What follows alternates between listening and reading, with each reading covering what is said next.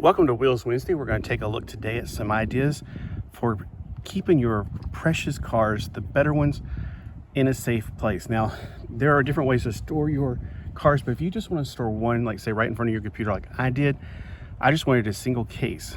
There are some things to consider. You might have to do what I did and find this at Hobby Lobby for $6.99. You get 6 cases. I only wanted one, but that's fine. Make sure you open them in the store and check them, and don't do what I did and just open it, check them, and then walk on. Check them very carefully, like take them out, look around at them, see if there's anything broken, because you know people break these things by dropping them sometimes, and it's not people that so much at work there. The people that work at my Hobby Lobby are fantastic, but it could be like a customer that just picked it up and then said, oh, I don't want it, and put it back, but didn't quite put it back, missed the shelf. You know what I'm saying? So check to see if there's any cracks, because sometimes you'll find one too late when you get home, like I did. But I was like, you know what? It kind of goes with the theme. The Dukes of Hazzard, they're always like wrecking that car every week. And it's $6.99 for 6 of these, so it's just over $1 each. But I definitely checked to make sure there's no like cracks on the front, you know, just kind of glancing at it. I didn't see this one because it's on the corner. Another thing you might want to do is what I have not done yet is get some kind of there's like a wax. It's a, what is it called? A museum wax. I hear it from my action figure collectors all the time. When they have something that has no holes in the feet, they usually get museum wax to get their figures to stand up on the shelves. I think that would have been a better option than what I did. I just wanted something to elevate it so the wheels wouldn't roll around. But in the process, this thing is not, it's not sticky, so therefore it's sliding around. Now, another thing I thought about, and I haven't gotten around to because I don't have any, is getting some double-sided tape, sticking that on there, and it should do about the same thing since this is soft and it makes good contact with that. So this is the General Lee that I got a few weeks ago for $17 off of eBay. It is, of course, a one-of-a-kind. Somebody made it, and from a Hot Wheels car. So if you want to put this one on your, like I just wanted to put it right there in front of my computer where the, you know, I could be like, you know, typing on the computer and just kind of look off and go, ah. Now I also want to talk about something called quality versus quantity. I mean, I was talking about playing versus displaying. I'm not going to play with this car, but I will display this car. There's also a concept of not just playing versus displaying, but quality versus quantity. You know, I'll grab Hot Wheels all day, but sometimes every now and then I see something and it catches my eye, and I found this when I was looking at, I was like, man, they come with their own plastic shell. I just thought this was the plastic from the packaging, but it's actually a plastic shell. So if you take it out, first off, I want you to know that if you find this one at your Walmart, you better snatch it if you want it, because there's only 9,000 made, and I didn't see another one of these. There's several cars there that only had one car of its type. You know, they're kind of, it was a whole, like, okay, it was like probably about 4 dozen there, and almost every one of them were different, except maybe like the sweet tarts and those weird themed ones. I don't know if they're like more exotic or rare.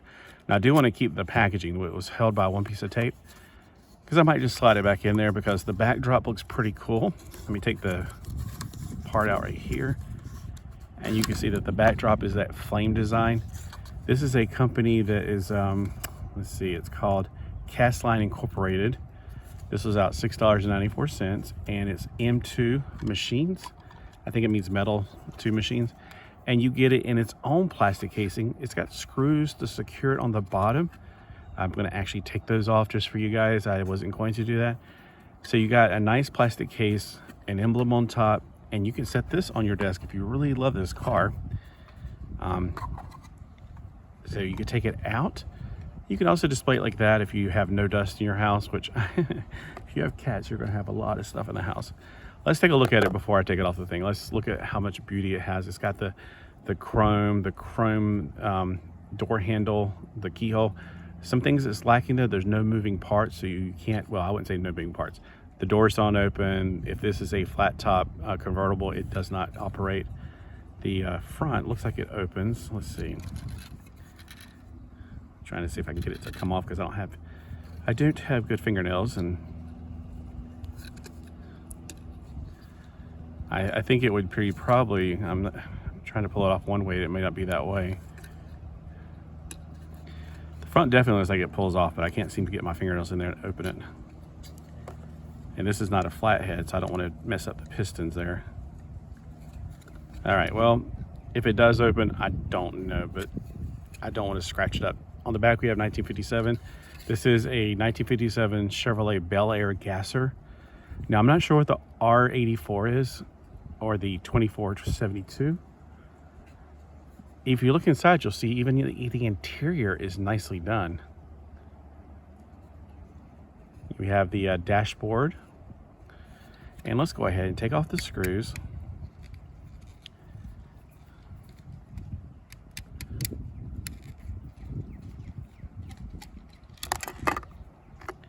And on the bottom we have the support. Now the bottom of the car, we got those things right there. Now I kind of remember those being something to keep it from, like if it's spitting out, it won't, you know, go back. And I could be completely wrong. I don't know off the top of my head. The front tires are extremely thin compared to the back tires. They are a nice harder rubber, but they are definitely separated from the plastic in the middle. And let's see, do they have any shock absorbing? The back has some wiggle to it. I don't know if that's the same thing I'm thinking of. Doesn't seem to be. For some reason, there's like, it looks like a switch right there. And that front looks like it's about to come off because I'm like, I swear it comes off.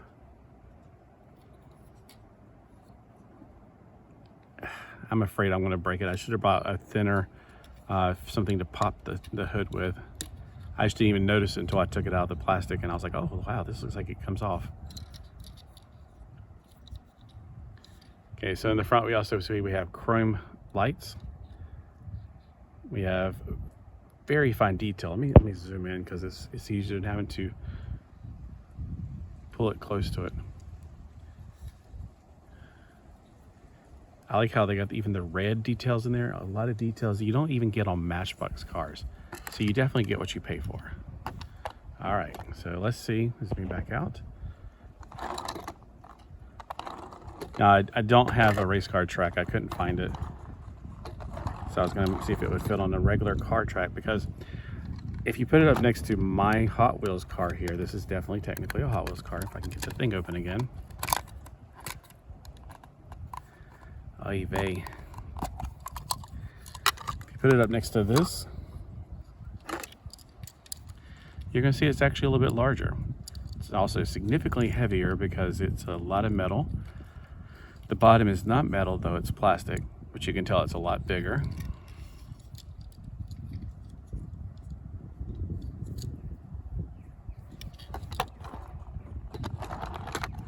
It's like a bubble right here, so that's why it's like coming up over it.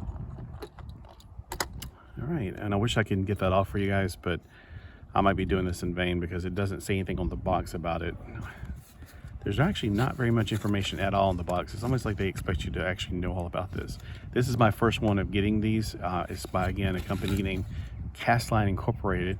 So if you ever see these at Walmart and you're curious about them, I would at least check one out. You should always check one out. If you don't like it, fine. I mean, at least you tried something new.